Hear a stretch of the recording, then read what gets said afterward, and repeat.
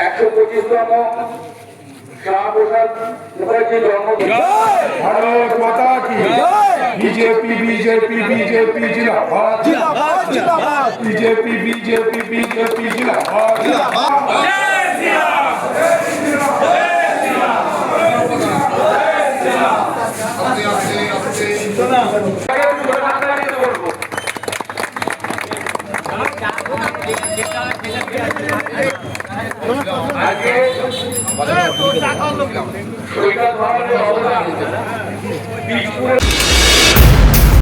দেখুন, শ্যামাপ্রসাদ মুখার্জি যে বাংলা চেয়েছিলেন, মানে আমরা শুধু বলতে আমরা বিজেপি সেই বাংলা চেয়েছি এরকম নয়, গোটা বাঙালি গোটা ভারতীয়রও সেই বাংলাই দাবি। কারণ আমরা জানি এই মানুষটাকে আমাদের জানতে দেওয়া হয়নি, দীর্ঘদিন ধরে এই মানুষটার সম্পর্কে কিছু জানানো হয়নি। স্বাধীনতার পর থেকে যারা শাসক থেকেছেন কেন্দ্রে এবং রাজ্যে, তারা এই মানুষটাকে জানতে দেন। কিন্তু আজকের সময় পশ্চিমবঙ্গের মানুষের কাছে যে এই মানুষটাকে জানা, এবং আমাদেরও রাজনৈতিকভাবেও পার্টির দায়িত্ব এটা সকলকে জানানো। আজকে এই মানুষটার দেখুন বহু বিস্তারিত ইতিহাস, সেই ইতিহাস বলার সময় এটা নয়, মানে এটা এত বড় কথা তো এত বিস্তারিত এখন বলা সম্ভব নয় সময়ের অভাবে। কিন্তু এইটুকু বলি যে এই মানুষটা আমরা জানতে পারিনি। আমি একজন বাঙালি হিসেবে এটা আমার দুর্ভাগ্য, কিন্তু আমি সেই দুর্ভাগ্যটাকে সৌভাগ্যে পরিণত করতে চাই। আমি জানতে চাই এবং মানুষকে জানাতে চাই, আমার সন্তানদের জানাতে চাই। আজকে যে অখণ্ড বাংলার দাবিতে আজকে যে বাংলা তারা চেয়েছিল, সেই সময়ে যারা চেয়েছিল, আজকে আমাদের অবস্থাও হয়তো কাশ্মীরের ওই আজকে হিন্দু পণ্ডিতদের মতন হতো। তো বাংলাকে আজকে আমরা সুস্থভাবে পশ্চিমবঙ্গে বাস করছি, এই কৃতিত্ব এই মানুষটা, যে মানুষটা বলতে পারেন এক দেশ এক বিধান এক মিশন, কত বড় কথা। যে একটা দেশটাকে ঘিরে আমাদের সকলকে থাকতে হবে, দেশকে ভালোবাসতে হবে, কিন্তু আমাদের এইটাই ভালোবাসতে শেখানো হয়নি। আমি বাঙালি, আপনি বিহারি ও গুজরাটি ও মারোয়ারি, এইভাবে বিভক্ত করে রেখেছে কিছু মানুষ তাদের নিজেদের স্বার্থে। তো সেইগুলো সব কাটিয়ে উঠে আমরা সুযোগ পেয়েছি এবং আমরা এই মহান মানুষটাকে নিজেরা জানতে চাই ভীষণভাবে এবং জানাতে চাই লোককে। তাই এই ভবন, এবং আমি ধন্যবাদ জানাবো এখানকার মণ্ডল প্রেসিডেন্টকে, এখানকার যারা নেতৃত্ব আছে এই ওয়ার্ডের, তারা শ্যামাপ্রসাদ মুখার্জি ভবন আজকে উদ্বোধন করলেন। আশা করব বাকি কাজটা, অর্থাৎ মানুষকে শ্যামাপ্রসাদ মুখার্জি সম্পর্কে জানানো, নতুন প্রজন্মকে জানানো, দায়িত্বটা তারা সুন্দর করে পালন করবে। দাদা যখন বিরোধী ছিলেন তখন প্রতিকূল অবস্থায় কিন্তু বারবার আপনি এটা তৃণমূলের, এটা ঠিকই বলেছেন যে বহু কার্যালয় এরকম অনেক জায়গা আছে যেখানে যেমন পাড়ায় পাড়ায় মোড়ে মোড়ে গলিতে গলিতে পার্টি অফিস। স্বাভাবিকভাবে এখন আপনারা দেখছেন যে এই ক্ষমতার পরিবর্তনের পরে তাদের আর অফিসে বসার লোক নেই। আমরা বহু জায়গায় আমরা তৃণমূলকে আবেদন করেছি যে আপনারা অফিস খুলুন এবং বসুন, কিন্তু তারা কিছু লোক আমাকে উল্টে বলছে তুমি তো বলছো বসতে, কিন্তু পাবলিক বিল ছুলে আমরা কি করবো, তুমিই বা কি করবে। ফলে তারা বসছেন না। ফলে পাড়ায় পাড়ায় ওই যে বললাম রত্নাকররা বাল্মীকি যদি হয়ে ওঠে, আমরা চাই যে মানুষের পরিবর্তন হোক। একইভাবে তৃণমূলের পার্টি অফিস মানে সে পার্টি অফিস বা কোথাও বেডরুম আর কি পাওয়া যেত, আপনারা এই সময় আপনাদের মাধ্যমে আমরা জেনেছি। সেই পার্টি অফিসগুলো যদি শ্যামাপ্রসাদ মুখার্জি ভবন হয়, তাহলে আমি বলবো যে প্রতিটা মোড়ে এরকম শ্যামাপ্রসাদ মুখার্জি ভবন গড়ে উঠুক এবং ওই একই থিওরি এক্ষেত্রেও কাজ করবে, রত্নাকররা বাল্মীকি।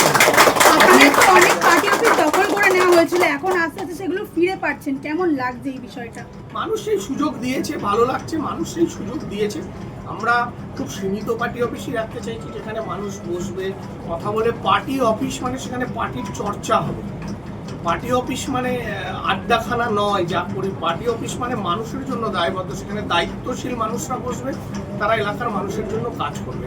সেই মানুষ আমাদের সেই সুযোগ দিয়েছেন, তারপরে ধন্যবাদ জানাই। আপনি রাধাধর্ম পালনের কথা বলেছিলেন, সেখানে দেখা যাচ্ছে যে কোথাও কোথাও দলের মধ্যে তৃণমূল ধর্ম প্রবেশ করছে।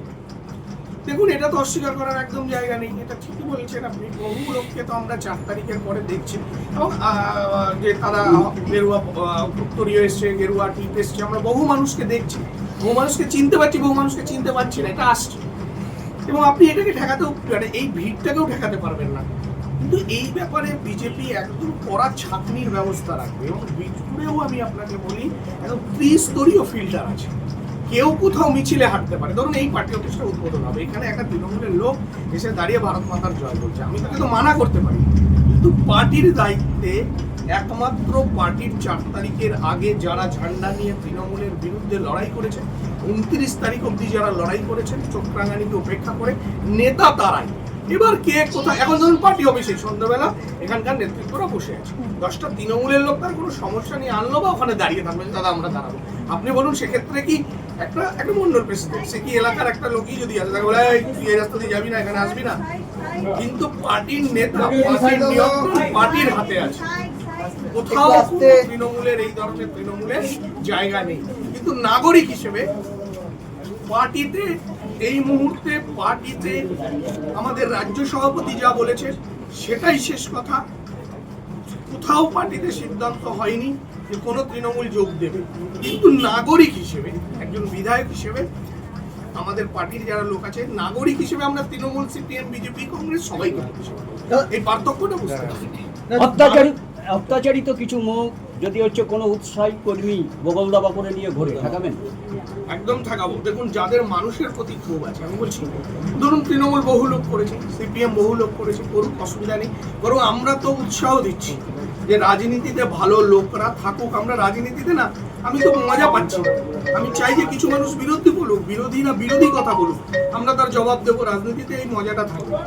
কিন্তু ধরুন এই পিরিয়ডে যে তৃণমূল আমাদের কর্মীদের বাড়ি ভেঙেছে, আমাদেরকে মিথ্যা মামলা দিয়েছে, আমি তো মানে জানি এই কষ্টটা, ফলে আমি কর্মীদের কষ্টটাকে অনুভব করতে পারি, কারণ আমি নিজেকে দিয়ে অনুভব করি যে আমার যদি এরকম কষ্ট হতে পারে, তাও তো আমার পরিবারের দুটো রুটি রুজি খাওয়ার একটা ব্যবস্থা ছিল।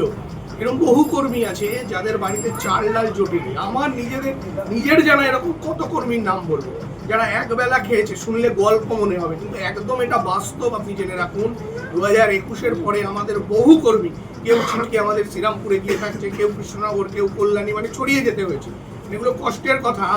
বাচ্চাকে আমাদের বুধবাগান অঞ্চলে এরকম মানে সব জায়গায় আছে, বলছি এরকম আমার দেখা আছে যারা বাচ্চাকে, মানে দেখুন সাবু বার্লি আমরা ছোটবেলায় খেয়েছি, কিন্তু হঠাৎ করে দুধ খাওয়াতে খাওয়াতে সাবু বার্লিতে নেমে যাওয়া, এটা কষ্টে আমাদের কর্মীদের এই দিন দেখতে হয়েছে। মিথ্যা মামলায় আমাকে জেল খাটতে হয়েছে, কি ভয়ঙ্কর পরিস্থিতি। আমাদের ছেলেরা বাড়ি ছেড়ে 7 বছর ধরে বাড়ি ছেড়ে, বৃদ্ধ মা বাড়িতে, বৃদ্ধ পঙ্গু মামা বাড়িতে, এরকম বহু আছে যাদের ওপর অত্যাচার হয়েছে। খাওয়ার জোটেনি, রেশনের চাল এনে কোনো রকম, তাও দুবেলা জোটেনি, গল্প মনে হবে, কিন্তু এগুলো ঘটেছে। তাদের যদি কেউ মনে করে যে নিয়ে ঘুরবে, সেটা পার্টি অনুমোদন করে না, এবং আমিও সেই ব্যাপারে, কারণ আপনারা জানেন আমি লাঠি ধরতেও আমার কোনো অসুবিধা হয় না, ওটা অনেকের থেকেই ভালো ধরতে হয়।